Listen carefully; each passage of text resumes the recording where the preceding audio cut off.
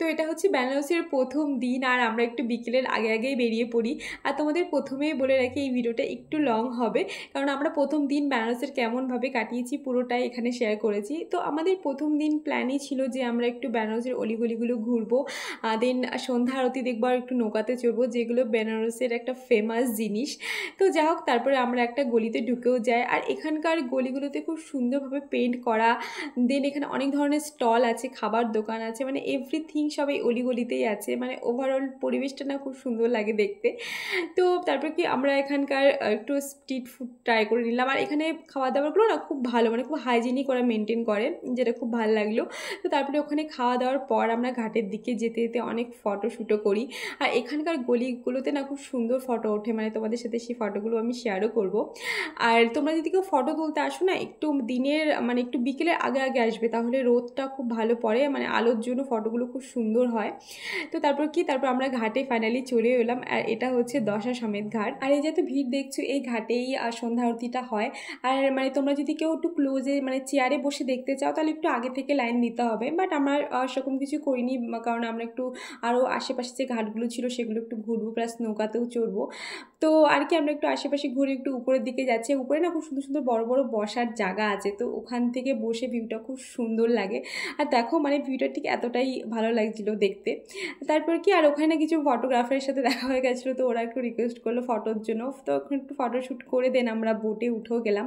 আর তোমরা না এখানে আসলে হ্যান্ড বোটটাই নেবে, কারণ হ্যান্ড বোটটাই মানে বেশি ভালো লাগে, ভাইবসটা বেশি সুন্দর লাগে। তো যাই হোক, তো আমরা এখানে টোটাল 84টা ঘাট আছে, তো আমরা 80 ঘাটের দিকে গেছিলাম, মানে আমরা বা সাইডটা কমপ্লিট করেছিলাম। সন্ধ্যেবেলার এই ভাইবসটা নেওয়ার জন্য তোমাদের ঠিক 4:30টার সময় বোটে উঠে পড়তে হবে। 4:30টার সময় উঠলে মোটামুটি 1 ঘন্টা লাগবে এই দিকটা আসতে, যেতে যেতে সন্ধ্যা হয়ে যাবে। তারপর যেতে যেতে তুমি সন্ধ্যের ভাইবসটা পাবে।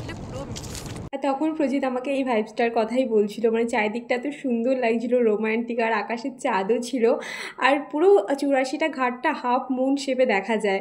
তো ওভার খুব সুন্দর ছিল। তো যাক, তোমরা যখন এখানে কোনো বোট নেবে না, একটু বার্গেনিং করে নিও, বিকজ ওরা একটু হাই ডিমান্ড করে।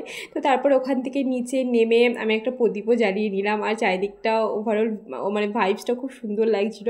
দেন ওখান থেকে আমরা ঘাটের দিকে যাচ্ছি, যেখানে মেন আরতি হয়। আর আমাদের না আরতি দেখতে খুব একটা সমস্যা হয়নি, খুব ভালোভাবেই আমরা দেখেছি। গঙ্গা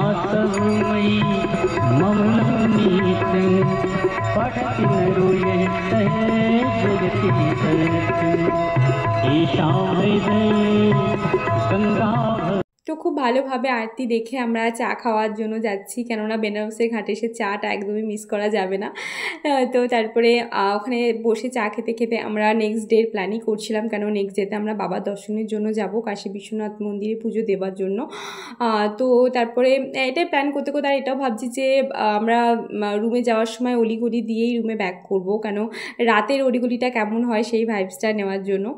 তো তারপরে কি ওখানে চা খেয়ে আমরা ফাইনালি অলিগলিতে আসলাম, আর পাশে কিছু দোকান ছিল খুব সুন্দর সুন্দর, তো সেগুলো একটু ঘুরে দেখছিলাম। আর কিছু গিফট নেওয়ার ছিল বাড়ির জন্য, তো সেগুলো নিলাম। তো তারপর আমরা ডিনার করতে গেছিলাম, আর একটা ভেজ থালি নিলাম।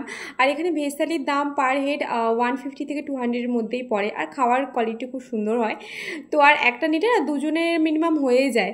তো তারপর আমরা খাবার খেয়ে আমরা বাড়ি যাওয়ার সময় পুরো রাস্তা হারিয়ে ফেলেছিলাম। তো তারপর আমরা ম্যাপে রুমের লোকেশান সার্চ করে মেন রোডে উঠি, আর ওখানে আমাদের রুমের লোকেশনের সামনে একটা চাট সেন্টার ছিল, ফেমাস দিনা চাট সেন্টার। তো এখান থেকে আমরা কিছু চাটও ট্রাই করলাম।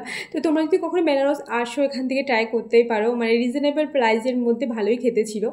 তো তারপর আমরা খেয়ে তাড়াতাড়ি রুমে ব্যাক করি, বিকজ পরদিন আমাদের পুজো দিতে যেতে হবে। তো এইটুকুই ছিল আজকের ব্লগটা। কেমন লাগলো অবশ্যই জানিও, আর আমাদের পেজটাকে যারা যারা ফলো করোনি, please do like, share and follow our page.